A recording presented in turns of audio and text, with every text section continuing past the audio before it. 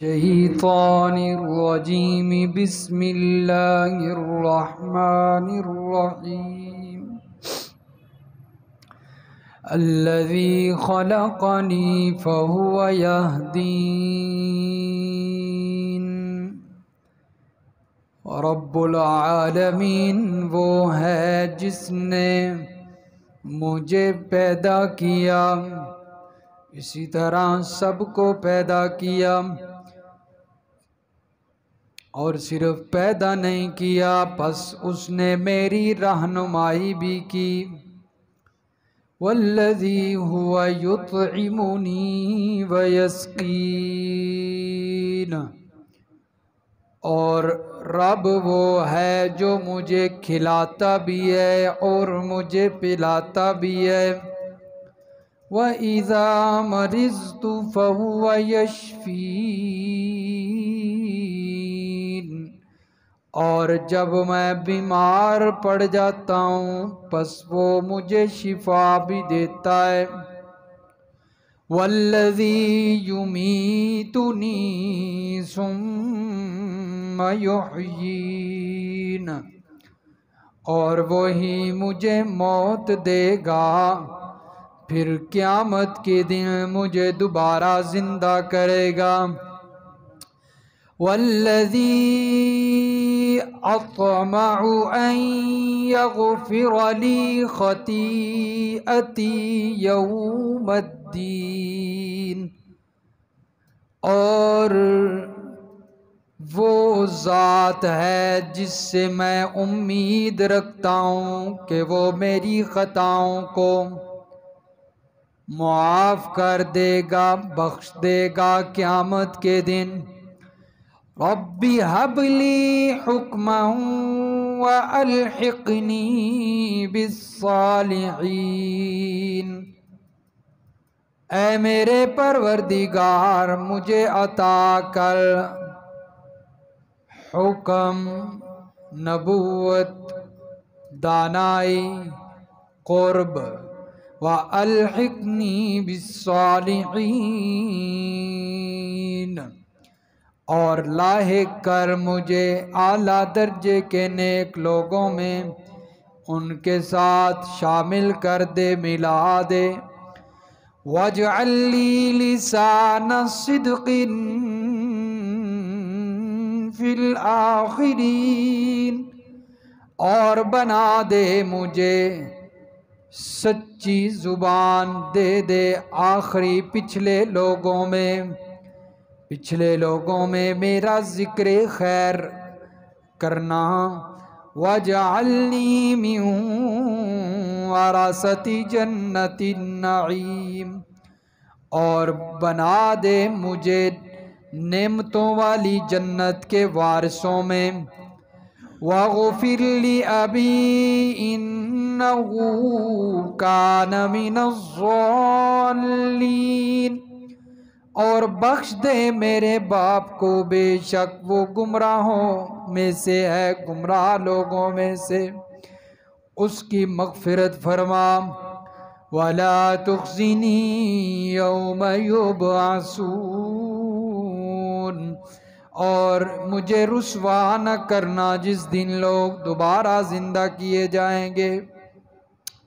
यौम ला यनफ़उ मालुन वला बनून, जिस दिन नहीं नफ़ा देंगे माल और ना ही औलाद, ये काम नहीं आएगी क़यामत के दिन। इल्ला मन अतल्लाह बिक़ल्बिन सलीम, मगर वही जो आएगा अल्लाह के पास क़ल्ब सलीम लेकर, चंगा दिल लेकर, कुफ्र व शिरक से पाक दिल लेकर आएगा। सुबहान रब्बिका रब्बिल इज़्ज़ति अम्मा यसिफून व सलामुन अलल मुरसलीन वल्हम्दुलिल्लाहि रब्बिल आलमीन। अल्लाहुम्मा सल्लि अला मुहम्मदिन व अला आलि मुहम्मद कमा सल्लैता अला इब्राहीम व अला आलि इब्राहीम इन्नका हमीदुम मजीद। अल्लाहुम्मा बारिक अला मुहम्मदिन व अला आलि मुहम्मद कमा बारकता अला इब्राहीम व अला आलि इब्राहीम इन्नका हमीदुम मजीद। सूरतुश्शुआरा की आयत नंबर 78 से लेकर आयत नंबर 99 तक तिलावत की गई है। गुज़िश्ता आयात में, गुज़िश्ता दरस में आपने हज़रत इब्राहीम अलैहिस्सलातु वस्सलाम का तज़किरा सुना है। अल्लाह ताला ने इस रुकू से हज़रत इब्राहीम अलैहिस्सलाम का तज़किरा शुरू फरमाया है कि कैसे उन्होंने अपने वालिद और अपनी कौम को दावत दी और उनसे सवाल किया कि तुम किन की इबादत करते हो, क्या ये सुनते हैं तुम्हारी या नफ़ा नुकसान पहुंचा सकते हैं। उन्होंने कहा नहीं, नफ़ा नुकसान भी नहीं पहुंचाते, सुनते भी नहीं, लेकिन हमने अपने आबाओ अजदाद को इन्हीं की इबादत करते हुए देखा है, पाया है, इसीलिए हम उनके नक्शे कदम पर चलते हैं, क्योंकि हम अपने आबाओ अजदाद का दीन नहीं छोड़ सकते। तो हज़रत इब्राहीम अलैहिस्सलातु वस्सलाम ने फरमाया कि ये मेरे दुश्मन हैं, क्योंकि ये मेरे लिए बाइसे ज़रर हैं। अगर इनकी इबादत की जाए तो ये मुझे नुकसान पहुंचाएंगे। दोस्त सिर्फ मेरा एक ही है, वो है रब्बुल आलमीन, जहान वालों का रब। उसी की इबादत करने में नफ़ा है, फ़ायदा है, नुकसान नहीं। लेकिन इनकी इबादत में नुकसान है, इसलिए ये मेरे दुश्मन हैं इस लिहाज से। और अल्लाह मेरे हक़ में क्या है, फ़ायदा मंद है, वो मेरा दोस्त।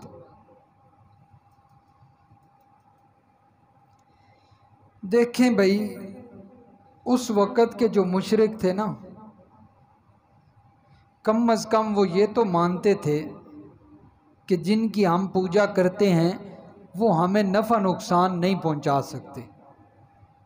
हम इनकी पूजा इसलिए कर रहे हैं कि हमने वडेरों को, अपने आबा अजदाद को पाया है इसी तरह इबादत करते हुए। कम अज़ कम इस चीज़ का तो इकरार करते थे ना। लेकिन आज का जो मुशरिक है वो उनसे 2 कदम आगे है। वो कहता है नहीं, जिन बुज़ुर्गों की अब पूजा पाठ की जा रही है वो हमें नफ़ा नुकसान भी पहुंचाते हैं। 2 कदम आगे निकला इनसे, अल्लाह हिदायत दे। बहरहाल हज़रत इब्राहीम अलैहिस्सलातु वस्सलाम की जो कल वाली आयात में आखिरी गुफ्तगू थी, आखिरी बात थी, वो क्या थी कि ये मेरे नुकसान पहुंचाने वाले दुश्मन हैं और रब मेरा क्या है, दोस्त है। तो आज की आयात में अल्लाह ताला जो कि हज़रत इब्राहीम के दोस्त हैं और मुवाहिदीन के, हज़रत इब्राहीम के नक्श कदम पर चलने वालों के अल्लाह दोस्त हैं, उस दोस्त की हज़रत इब्राहीम अलैहिस्सलातु वस्सलाम ने जो कौम के सामने सिफ़ात बयान की थी, उन सिफ़ात का तज़किरा हो रहा है।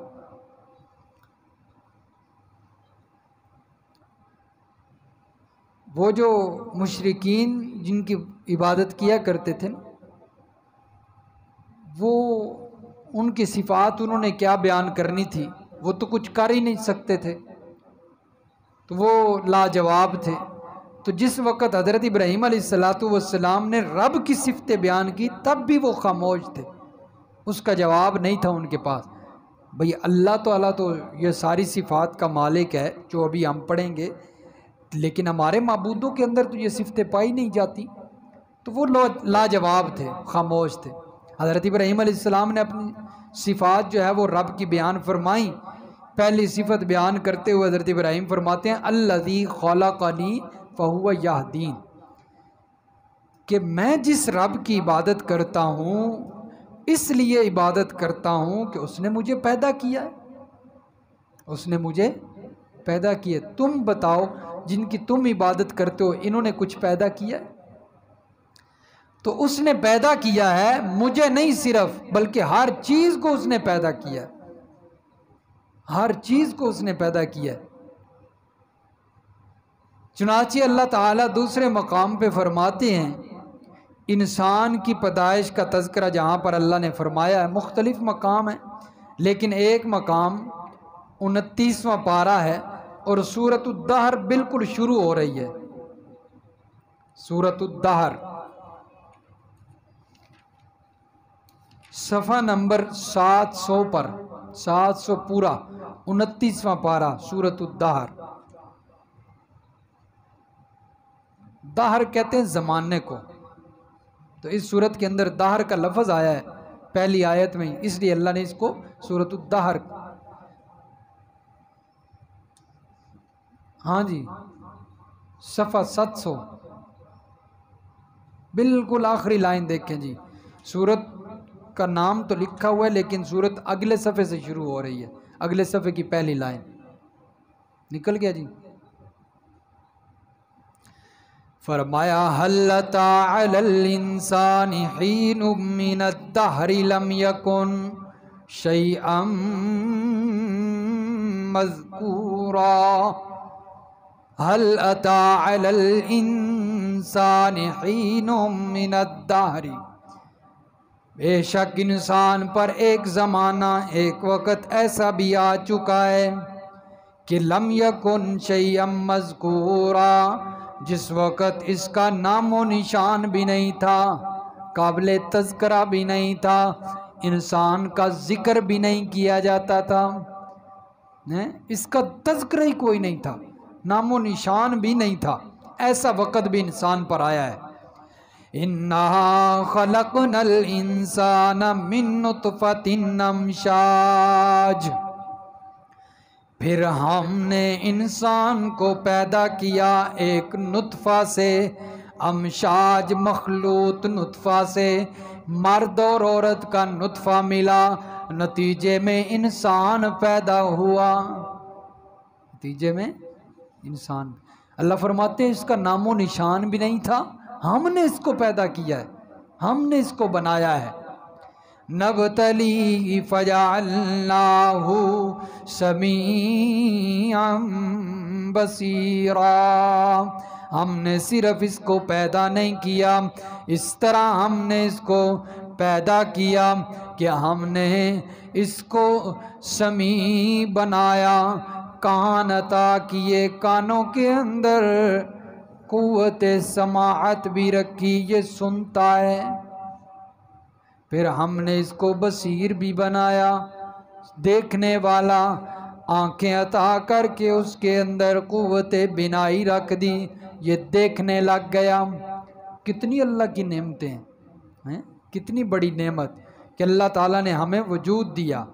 अल्लाह फरमाते हैं इन्ना हदैना हुस्सबीला इम्मा शाकिरन व इम्मा कफूरा, हमने फिर इसकी रहनुमाई कर दी, रास्ता दिखलाया, मुत्तले किया है। रहनुमाई कैसे अल्लाह ने की जी?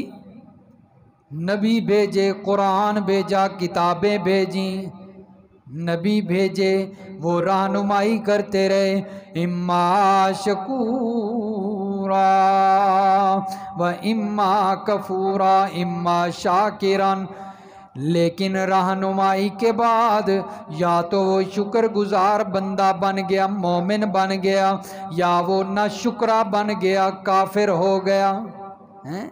रहनुमाई तो अल्लाह ताला ने की है, लेकिन उस रहनुमाई को बाज़ लोगों ने कबूल किया, बाज़ लोगों ने कबूल नहीं किया। यही हज़रत इब्राहीम ने फरमाया कि अल्लाह ताला रब्बुल आलमीन, मेरा रब तो वो है जिसने मुझे क्या किया है जी? पैदा किया है, एक नुतफ़ा से बनाया है अल्लाह ने, हैं? सबको पैदा किया। फ़हुव यहदीन, फिर पैदा करके छोड़ नहीं दिया बल्कि मेरी रहनुमाई की। अल्लाह ने मुझे बतलाया है कि ये रास्ता ठीक है, ये रास्ता गलत है, इस पर चलोगे तो अच्छा नतीजा मिलेगा, इस पर चलोगे तो बुरा नतीजा निकलेगा। ये रास्ता जन्नत में लेकर जाता है, ये रास्ता जहन्नम में लेकर जाता है। मेरी रहनुमाई की, इतना एहसान अल्लाह ने किया मुझ पर। अगर अल्लाह ताला रहनुमाई ना करते, नबियों को भेजकर किताबें नाजिल करके अल्लाह रहनुमाई ना करते, तब भी अल्लाह ताला क़यामत वाले दिन पूछ सकते थे कि नहीं पूछ सकते थे। लेकिन अल्लाह का एहसान हुआ कि अल्लाह ने हमारी रहनुमाई भी कर दी। उसके बावजूद अगर कोई रहनुमाई हासिल नहीं करता, उससे बड़ा बदनसीब कोई नहीं, उससे बड़ा बदनसीब कोई नहीं। फरमाया मेरा रब तो वो है जो मुझे खिलाता भी है, मुझे पिलाता भी है। ये देखें अल्लाह ताला की सिफतें बयान हो रही। फरमाया मेरा रब कौन है जी? जो मुझे खिलाता भी है, मुझे पिलाता भी है। तुम बतलाओ, जिनकी तुम इबादत करते हो, इन्होंने कभी कुछ खाने को दिया है कि नहीं? कभी कुछ खाने को दिया? उल्टा तुम ही जो है वो इनके सामने चीज़ें लाकर रखते हो कि ये लोग खा लो, फिर हम खा लेंगे, ख़त्म पढ़ते हो हैं, खुद इनके सामने चीज़ें लाकर रखते हो। लेकिन मेरा रब तो जो है वो खाने पीने से पाक है, वो उल्टा दूसरों को खिलाता है। देखें जो गैरुल्लाह हैं उनकी और अल्लाह ताला की सिफ़ात में तज़ाद देखिए। अल्लाह ताला खाने पीने से पाक हैं और गैरुल्लाह खाते पीते हैं। फरमाया जो खाने पीने से पाक हो वो रब होता है, जो खाता हो पीता हो वो रब नहीं होता। ये अब हज़रत इब्राहीम अलैहिस्सलातु वस्सलाम उनको दावत दे रहे हैं मज़ीद अल्लाह की सिफ़ात बयान करके, ताकि इनकी खोपड़ी में कोई बात उतर जाए। फरमाया मेरा रब मुझे खिलाता है, सिर्फ मुझे नहीं खिलाता बल्कि सारी कायनात को खिलाता है। जितने भी जानदार हैं सब को खिलाने वाला कौन है? अब अल्लाह देखिए, पारा नंबर 12वां पारा है जी, सफ़ा नंबर 268, सूरत हूद आयत नंबर 6, 12वां पारा शुरू हो रहा है, बिल्कुल पहली आयत, सफ़ा 268 निकल गया जी।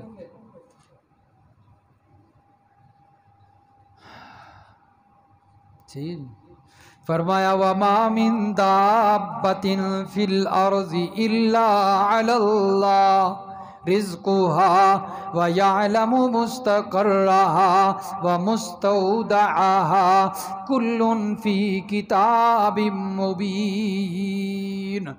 नहीं है ज़मीन पर कोई भी चलने वाला जानवर, कोई दाबा ज़मीन पर ऐसा नहीं है, कोई जानदार ऐसा नहीं है, इल्ला अलल्लाहि रिज़्क़ुहा, कि जिसका रिज़्क़ अल्लाह के ज़िम्मे ना हो। सब जानदारों का रिज़्क़ किसके ज़िम्मे है? अल्लाह फरमाते मेरे ज़िम्मे है, मैं उन्हें खिला रहा हूँ। इंसानों को पता ही कोई नहीं कौन सी मखलूक है, अल्लाह ताला वहाँ भी खिला रहा है। बंद पत्थरों के अंदर कीड़ों को भी अल्लाह रोज़ी दे रहा है, जंगलों के अंदर खंजीरों को भी अल्लाह रोज़ी दे रहा है। हमारे उस्ताद मुकर्रम फरमाया करते थे, ओ भाई जो जंगलों के अंदर खंजीरों और सूरों को रोज़ी देता है वो अशरफुल मखलूक को रोज़ी क्यों नहीं देगा? भागते हैं दरबारों पे, भागते हैं कब्रों पे, भागते हैं मज़ारों पे, और अल्लाह से मांगो, उसने पैदा जो किया है रोज़ी भी तो वो देगा। नबी अलैहिस्सलाम ने फरमाया इंसान को रिज़्क़ ऐसे तलाश करता है, ऐसे इंसान के पीछे भागता है जैसे मौत तलाश करती है। मौत के बारे में कुरान कहता है कुल इन्नल मौतल्लज़ी तफ़िर्रून मिन्हु फ़इन्नहु मुलाक़ीकुम। जहाँ भी चले जाओ, किसी बंद महल के अंदर छुप के बैठ जाओ, मौत वहाँ भी तुम्हें पकड़ लेगी। जिस तरह मौत इंसान को नहीं छोड़ती, इंसान के पीछे पीछे है, फरमाया ऐसे इंसान का रिज़्क़ भी पीछे पीछे भागता है। लेकिन यहाँ पर उल्टा सिलसिला चल चुका है कि इंसान रिज़्क़ के पीछे भाग रहा है। तुम जहाँ भी चले जाओ, फरमाया तुम्हें तुम्हारे हक में जो रिज़्क लिख दिया गया वो तुम्हें मिलकर रहेगा। लेकिन होता क्या है, इंसान राज़िक को भूल गया है, राज़िक को भूल गया है, रिज़्क की तलाश में लगा हुआ है। ओ भाई, उसको बुला दिया है जिसने रिज़्क देना था। सुबह रिज़्क के लिए तो इंसान उठ जाता है, लेकिन राज़िक के लिए, नमाज के लिए नहीं उठता। 7 बजे अब रिज़्क का वक़्त होता है ना, कारोबार का वक़्त होता है, उस वक़्त उठ कर जा रहा होता है, अलार्म लगाया हुआ है 7 का, कहीं देर ना हो जाए दुकान खोलने में। ये फिक्र नहीं है कि जिसने दिन में रिज़्क देना है उसके लिए भी उठना है। राज़िक के लिए नहीं उठता, रिज़्क के लिए उठता है।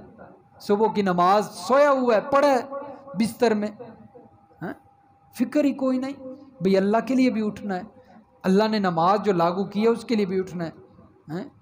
सुबह की नमाज ही नहीं जब पढ़ी तो फिर राज़िक जब नाराज़ हो जाए तो रिज़्क तो कहाँ से मिलेगा? जिस राज़िक ने रिज़्क देना था वो ही नाराज़ हो जाए तो फिर रिज़्क तो, सारा दिन इंसान मुंह उठा के बैठा रहेगा, कोई गाहक नहीं आएगा। शाम को कहेगा यार आज तो गाहक ही को नहीं आए। और फिर दूसरी बात, जो मिल जाए उसी पर इक्तिफा करना चाहिए, उसी पर इक्तिफा करना चाहिए।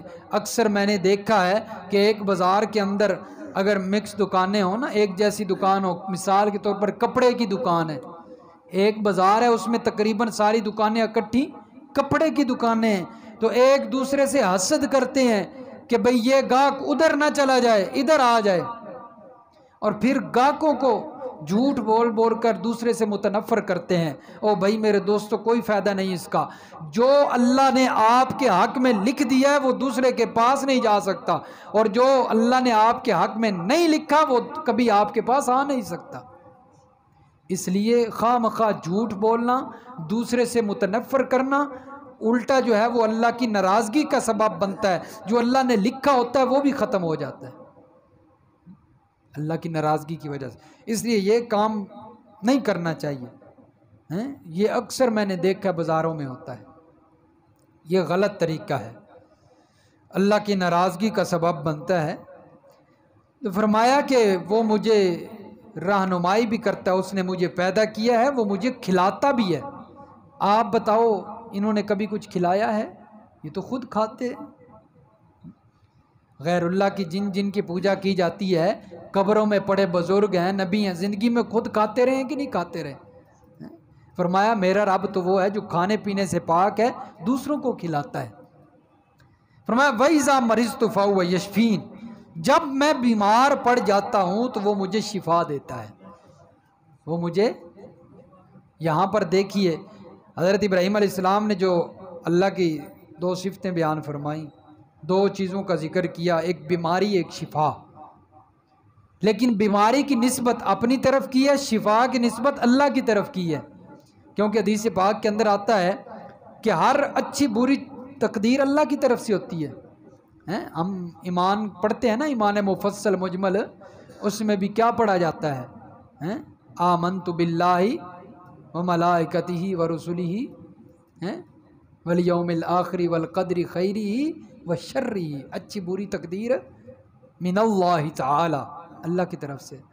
मैं देख रहा हूँ, मैं जब पढ़ रहा था, हमारे अक्सर दोस्त जो है वो खामोश बैठे, आती जो नहीं, आंधी होवे तो पढ़िए, याद किया करें। दुनिया की हर चीज़ हमें याद है, दीन की हमें कोई चीज़ याद नहीं।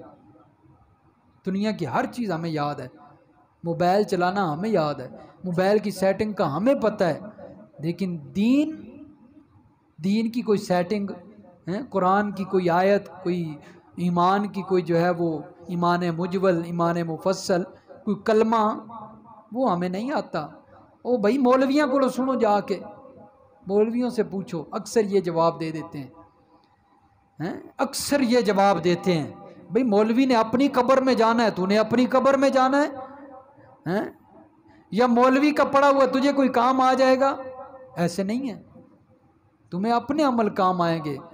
लकुम दीनुकुम वलिय दीन, लना अमालुना वलकुम अमालुकुम, हमारे लिए हमारे अमल हैं, तुम्हारे लिए तुम्हारे अमल हैं। मौलवी दा अमल तुहाडे वास्ते तो नहीं कोई काबिले नजात, बाइस निजात तो नहीं है ना, है? इसलिए हर इंसान खुद सीखे। हर इंसान को दीन इतना कम अज़ कम आना चाहिए कि वो मुसल्ले पर खड़े होकर नमाज पढ़ा सके।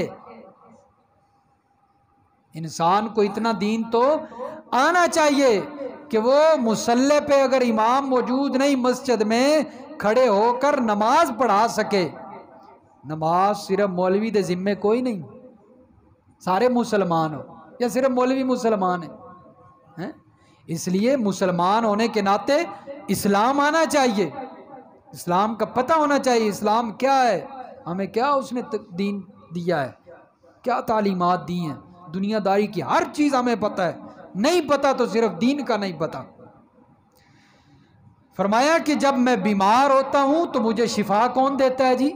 अल्लाह देता है। बीमारी की निस्बत अपनी तरफ की है, ये एक नेक इंसान की सिफत होती है कि जब उसके ऊपर कोई तकलीफ़ या बीमारी आती है वो ये नहीं कहता कि अल्लाह ने मुझे मुब्तला कर दिया है, अल्लाह के गिले शिकवे नहीं करता। वो कहता मेरी अपनी वजह से आई है, मैंने कुछ ऐसा गलत काम किया होगा जिसकी वजह से मेरी पकड़ हो गई है। वो ये नहीं कहता कि अल्लाह मैं नहीं पकड़ना आई, अल्लाह ने मेरे ही एक्सीडेंट करना ही और कोई नहीं लब्बा।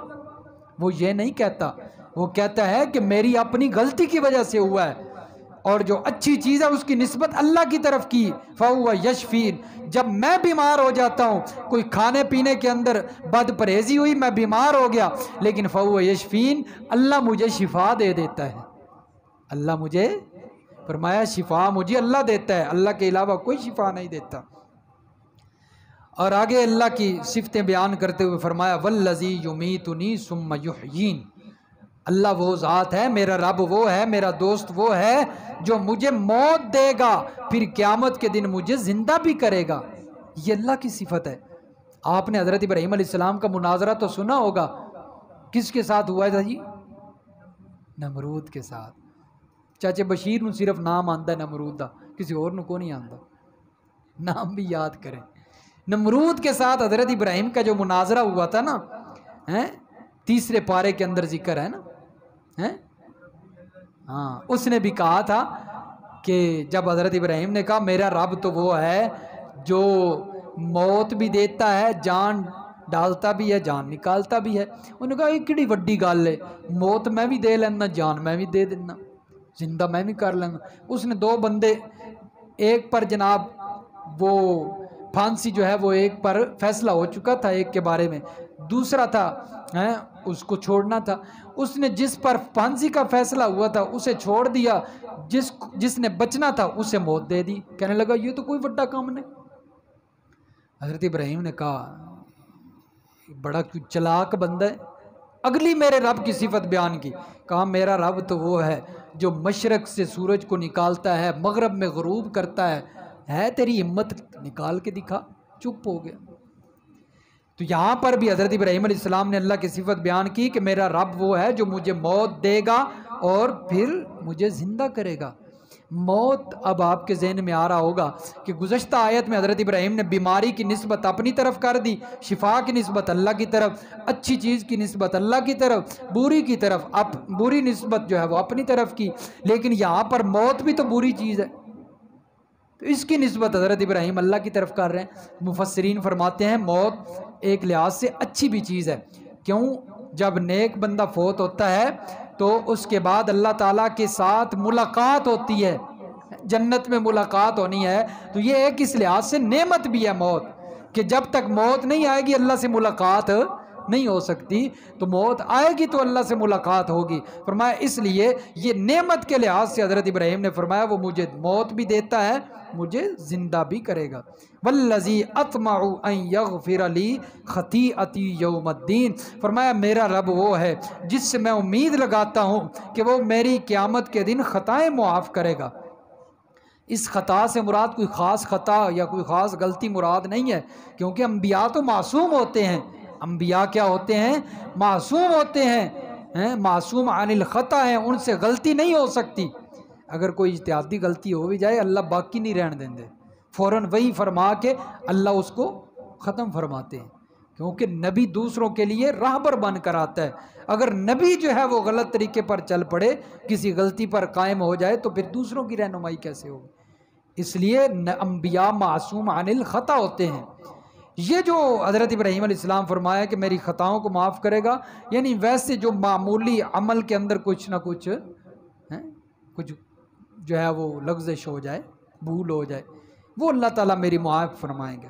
और फरमाया कि रब्बी हबली हुक्मम व अलहिकनी बिस्सालिहीन, ऐ मेरे परवरदिगार मुझे हुक्म अता फरमा, नबूवत, हिकमत, दानाई, और मुझे आला दर्जे के नेक लोगों में शामिल फरमा। ये दुआ करनी चाहिए। हज़रत इब्राहीम दुआ फरमा रहे हैं, ये दुआ नहीं की थी या अल्लाह मेरे कारोबार नू चमका दे, या अल्लाह मैंने कोठी दे दे, या अल्लाह ये जड़ी फलां को गड्डी है मैंने भी अता कर दे। नहीं, फरमाया या अल्लाह मुझे दनाई दे, इल्म दे, फरासत दे, ताकि मैं तुझे पहचान सकूं, खूब तेरी पहचान कर सकूं, और मुझे नेक लोगों में शामिल कर दे, मुझे नेक लोगों में शामिल कर दे। नेकी की दुआ करनी चाहिए। दुनिया तो मिल ही जाती है, दुनिया मिल ही जाती है।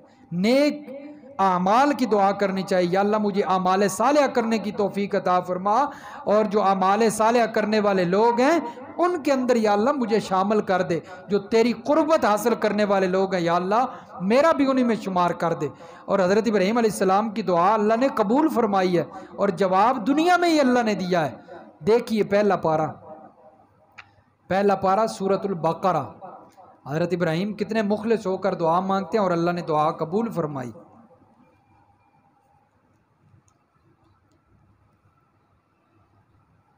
सफ़ा नंबर 26, सफ़ा 26 सूरतुल बकरा की आयत नंबर 130, सफ़ा 26।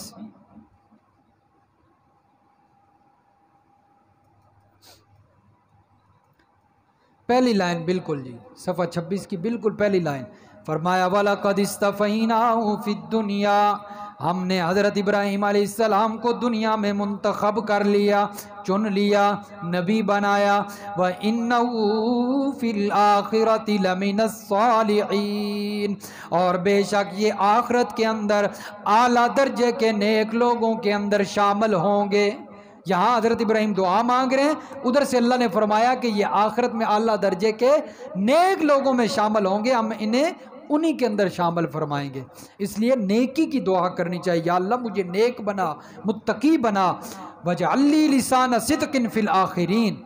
अब अगली दुआ हज़रत इब्राहीम क्या मांग रहे हैं, या अल्लाह मेरी जो है वो पिछले लोगों के अंदर मेरा तज़किरा खैर फरमा, जब मैं इस दुनिया से चला जाऊं तब भी या अल्लाह मेरे जो है वो पिछले लोगों के अंदर तज़किरा हो, लेकिन तज़किरा खैर हो, लिसान सिद्किन, सच्चा तज़किरा हो। और देखिए अल्लाह ने कैसे दुआ कबूल की।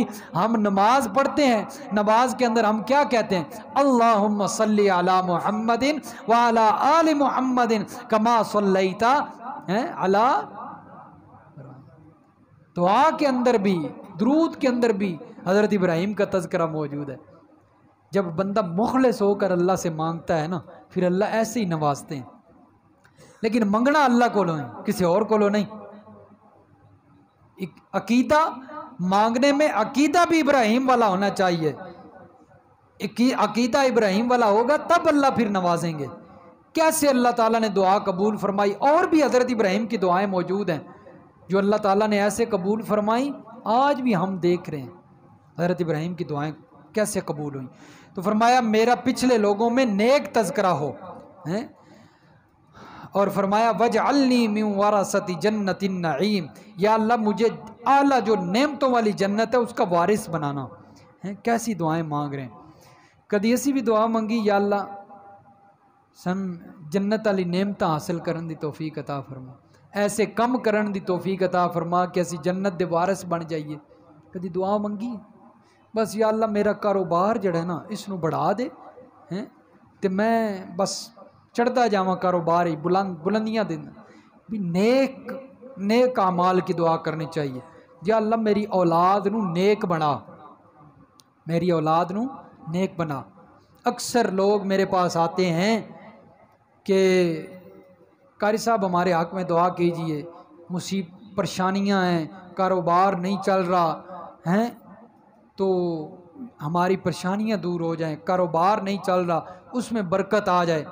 मैंने एक शख्स से पूछा, भाई तेरे वालदैन हैं? कहने लगा वालदैन हैं। भी उनसे दुआ का क्या? पता चला कि वो कितने अरसे से वालदैन से बोलते ही नहीं, नाराज़ है, नाराज़ है। और फिर अक्सर देखने में ये आता है कि घर में वालदैन बैठे हुए हैं, उनको छोड़कर कब्रों पे टकरे मार रहा है। कभी किसी पीर के पास तवीज़ लेने जा रहा है, कभी किसी के पास जा रहा है, कभी कि ओ भाई, सबसे बड़े पीर तो तेरे घर में बैठे हैं, उनसे तू नाराज़ है और दूसरे पीरों के पास जा रहा है। नबी अलैहिस्सलाम ने फरमाया कि वालिद जब दुआ मांगता है अपनी औलाद के हक में, तो वालिद की दुआ ऐसे कबूल होती है मिनटों सेकंडों में कि अल्लाह के यहाँ ऐसे पहुँचती है कि दरमियान में कोई चीज़ रुकावट नहीं बनती। वालदैन के साथ नाराज़ है, दूसरों से दुआएं करवा रहा है। ओ भाई, तूने कैसे कामयाब होना है जब वालदैन नाराज़ हैं? वालदैन को राज़ी कर, तू कामयाब ही कामयाब है। ऐसे तो नहीं कह दिया कि वालदैन, वालिद के बारे में फरमाया कि ये जन्नत का दरमियानी दरवाज़ा है, दरमियाना दरवाज़ा। वालिद को राज़ी कर, जन्नत में दाखिल हो जा। माँ के कदमों तले जन्नत है, माँ के कदमों तले जन्नत है। और बाज़ लोगों ने गाड़ियों के पीछे क्या लिखवाया होता है, हैं? सब मेरी माँ की दुआ है। ऐसे तो नहीं ये जुमला बोल दिया गया। वालदैन की दुआएं इंसान को कामयाबियां देती हैं। हमने देखा, कई ऐसे दोस्त देखे हैं कि उन्होंने वालदैन की इतनी खिदमत की है। 3-4 भाई हैं ना, जिस भाई ने वालदैन की खिदमत की होती है अल्लाह ताला उससे बुलंदियों से नवाज देते हैं, और जिन्होंने नाराज़ किया होता है वो जलील होते नज़र आते हैं। लेकिन आजकल मैंने 1-2 गाड़ियों के पीछे लिखा हुआ देखा है, ये सब मेरी बीवी की दुआ है। बीवियां नू राज़ी कर देन, वालदैन बेचारे सारी ज़िंदगी रोते रहते हैं। ओ भाई, बीवी से ज़्यादा वालदैन का दर्जा है। वालदैन नाराज़ हो गए तो समझो सारी दुनिया बर्बाद हो गई, ज़िंदगी आखिरत ख़राब हो गई। इसलिए वालदैन को राज़ी कीजिए। हैं, हज़रत इब्राहीम अलैहिस्सलाम फरमाते हैं, या अल्लाह मुझे जन्नत के वारिसों और वग़फ़िर ली अबी इन्नहु काना मिनज़्ज़ालिमीन, या अल्लाह मुझे, मेरे वालिद को, मेरे बाप को बख्श दे, उसकी मग़फ़िरत कर, वो गुमराह लोगों में से हो चुका है, वो गुमराह लोगों में से हो चुका है। ये हज़रत इब्राहीम जो दुआ फरमा रहे थे ना, ये एक वादे तक करते रहे।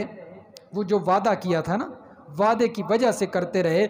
जिस वक़्त हज़रत इब्राहीम अलैहिस्सलाम ने अपने वालिद को दावत तौहीद दी ना, तो वालिद ने कहा कि मेरे घर से निकल जाओ।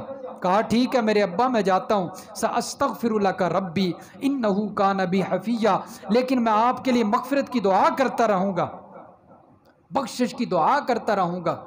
ये वो वादा था। लेकिन जिस वक़्त अल्लाह ताला ने वाज़े फरमा दिया कि मेरे इब्राहीम, तेरा वालिद मेरा दुश्मन है, इसने इस्लाम कबूल नहीं करना, ईमान कबूल नहीं करना, उसके बाद हज़रत इब्राहीम अलैहिस्सलाम ने दुआ करना छोड़ दी थी। क्योंकि अल्लाह ताला ने कुरान में वाज़े फरमाया है कि मुशरिक के हक़ में हम दुआ नहीं कर सकते, मुशरिक के हक़ में हम दुआ नहीं कर सकते। सूरत तौबा है, हवाला देख लीजिए। अक्सर हमारे दोस्त जो है वो शिरक करने वाले के, हत्ता के अहले तशी के जनाजे में शरीक होते हैं। हम पूछते हैं भाई क्यों गए थे?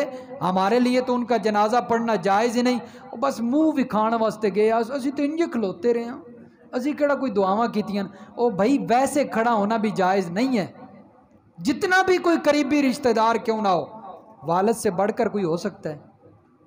हज़रत इब्राहीम को कहा गया है मेरे पैगंबर वालिद के लिए भी दुआ नहीं करनी आप, तो हम जनाब दूर के रिश्तेदार या दोस्त उनके जनाजे में शरीक होकर उनके लिए दुआएं कर रहे होते हैं। हवाला देख लीजिए, सूरत तौबा का है।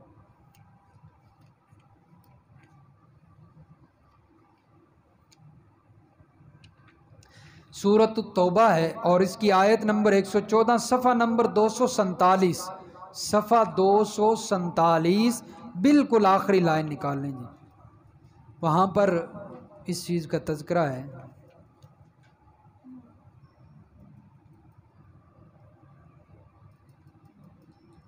निकल गया जी। फरमाया वमा कान इस्तिग़फ़ारु इब्राहीम लि अबीही इल्ला अम मौइदतिन, और इब्राहीम अलैहिस्सलाम का अपने बाप के लिए दुआए मग़फ़िरत मांगना वो भी सिर्फ वादे की वजह से था, जो उन्होंने अपने अब्बा से वादा किया था। वो वादा मैंने बतलाया, घर से निकलते हुए कहा था सअस्तग़फ़िरु लका रब्बी, अब्बा जी मैं आपके लिए मग़फ़िरत की दुआ करूँगा, आपने जो गुनाह किए ना गुमराह हो गए। फलम्मा तबय्यन लहू, फिर जब उन पर बात वाज़े हो गई कि अन्नहु अदुव्वुल लिल्लाह, कि उनका वालिद तो अल्लाह का दुश्मन है, तबर्रा मिन, तो फिर हज़रत इब्राहीम उससे बेजार हो गए, ताल्लुक़ ख़त्म कर दिया, दुआ मांगना ख़त्म कर दी। इन्न इब्राहीम लअव्वाहुन हलीम, बेशक इब्राहीम अलैहिस्सलातु वस्सलाम बुर्दबार हैं, रहीमुल मिजाज हैं, हलीमुत तबीयत हैं, बुर्दबार नरम थे। उसके बावजूद जब हुक्म आ गया कि वालिद अब मुसलमान नहीं हो सकता, तो अब इब्राहीम अलैहिस्सलाम ने वालिद के लिए दुआ करनी छोड़ दी, क्योंकि मुशरिक के लिए दुआ जायज़ नहीं है। अब अल्लाह देख लें, नमाज जनाजा भी उसका जायज़ नहीं है।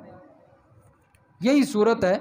और चंद वर्ग पीछे चले जाएं, सफ़ा नंबर कौन सा निकाला जी थी हमने, हैं वही सफ़ा निकाल कर ना चंद वर्ग, एक दो वर्ग पीछे जाएंगे तो वो हवाला मौजूद है, जहाँ पर अल्लाह ताला ने साफ फरमाया है। हाँ, सफ़ा नंबर 242 निकालें जी, सूरत तौबा की आयत नंबर 84, सफ़ा 242, सफ़ा 242 आयत नंबर 84। यहाँ पर अल्लाह ताला ने क्या फरमाया जी,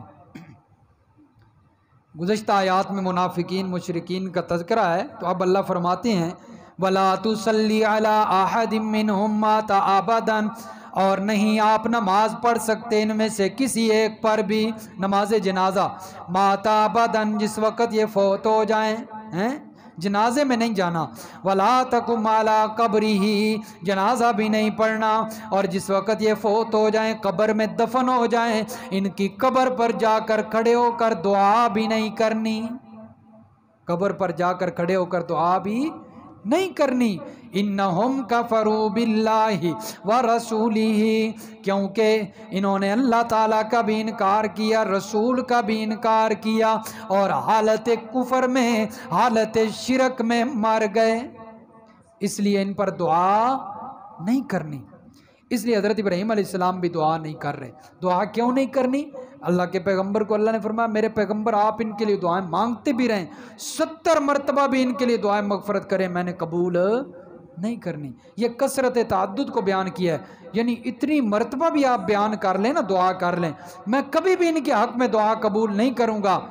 इसलिए मेरे दोस्तों, अगर आपका कोई रिश्तेदार या आपका कोई दोस्त ऐसा फौत हो जाए जिसने अल्लाह ताला के साथ ज़िंदगी में गैरुल्लाह को शरीक किया, वो गैरुल्लाह के नाम की नज़रों न्याज देता था, हैं उनके नाम के हलवे खीरे पकाता था, देगे पकाता था मुहर्रम के अंदर उनके नाम की, तो मेरे दोस्तों उसके जनाजे में शरीक नहीं होना, इजाज़त ही नहीं है हमारे लिए, मुवाहिद के लिए इजाज़त नहीं है। हज़रत इब्राहीम अलैहिस्सलाम को भी मना किया गया, और हज़रत इब्राहीम अलैहिस्सलाम ने दुआ की, या अल्लाह मुझे क़यामत के दिन रुसवा न करना। हैं उस वक़्त की रुसवाई बड़ी, मेरे दोस्तों, बड़ी अजीब रुसवाई है। आज हम गुनाह करते हैं, बुराई करते हैं, और हमें डर होता है कि कोई देख ना ले, बंद कमरे के अंदर बैठकर हम गुनाह कर रहे होते हैं, बुराई कर रहे होते हैं, डर ये होता है कि हमें कोई देख ना ले। मेरे दोस्तों, क़यामत के दिन यही गुनाह सारी दुनिया के सामने होगा। उस वक़्त की रुसवाई बड़ी, हम दुनिया वाली रुसवाई से डरते हैं, एक दो बंदों के देखने की रुसवाई से डरते हैं, लेकिन क़यामत के दिन जब सारी दुनिया देखेगी, उस वक़्त की रुसवाई बड़ी अजीब रुसवाई है। अल्लाह ताला हमें सबको उस वक़्त की रुसवाई से महफूज फरमाए। जिस तरह हज़रत इब्राहीम दुआ फरमा रहे हैं, हम भी अल्लाह से मुखलिस होकर दुआ किया करें, या अल्लाह हमें क़यामत के दिन रुसवाई से महफूज रखना। और उस वक़्त की रुसवाई से महफूज रहने के लिए ज़रूरी है कि हम दुनिया के अंदर गुनाह के करीब ना जाएं। गुनाह तो हमारे सामने दावत दे रहा है, दावत देता है हमें, गुनाह दावत देता है, लेकिन हम अपने आप को बचा लें। शैतान से बचना हमारे लिए ज़रूरी है। फरमाया कि यौम ला यनफ़उ, और शैतान के जाल से बचने के लिए ज़रूरी है दीन के साथ निस्बत। अगर दुनिया में चले जाएंगे हम, बिल्कुल दुनिया के अंदर जब हैं गर्क हो जाएंगे ना, मुस्तगरक हो जाएंगे, फिर शैतान से बचना बड़ा मुश्किल हो जाता है। इसलिए शैतान से बचने के लिए दीनी महफिलें, कुरान वाली महफिलें, दुरूस कुरान, दीनी मुनासबत ज़रूरी है, क्योंकि दीनी कुरान ही हमें शैतान से बचा सकता है और कोई नहीं बचा सकता। नबी अलैहिस्सलातु वस्सलाम ने फरमाया था क़यामत के दिन फितने रूनुमा होंगे, इतने फितने आएंगे इंसान के लिए बचना मुश्किल हो जाएगा। सहाबा ने अर्ज़ किया रसूल अल्लाह, फितने तो आएंगे, बचने का भी तो कोई हल अल्लाह ने रखा है? फरमाया हाँ, बचने का हल अल्लाह ने रखा है। उस वक़्त जो फितनों से बचना चाहेगा उसके लिए ज़रूरी है कुरान और मुहम्मदुर रसूलुल्लाह के सच्चे फरमान को अपने सीने से लगा ले, उस पर अमल करे, फिर इंसान फितनों से बच सकता है। इल्ला मन अतर, फरमाया क़यामत का दिन रुसवाई काफिरों के लिए, मुजरमों के लिए रुसवाई होगी। यौम ला यनफ़उ मालुन वला बनून, ऐसा दिन है कि जिस दिन के अंदर माल और औलाद काम नहीं आएगी, माल और औलाद काम नहीं। आज हम फंस जाए ना, रिश्वत देकर माल देकर छुड़वा लेते हैं, लेकिन वहाँ पर माल काम नहीं आएगा, औलाद भी काम नहीं आएगी। वहाँ पर काम आएगा इल्ला मन अतल्लाह बिक़ल्बिन सलीम, कल्ब सलीम जो लेकर आया, शिरक कुफर से पाक, शक से पाक दिल लेकर आएगा। फरमाया वही कामयाब होगा जो शिरक से भरा हुआ, गंदगी से भरा हुआ दिल लेकर आएगा, वो कामयाब नहीं होगा। अल्लाह समझ नसीब फरमाए, अमल की तौफीक।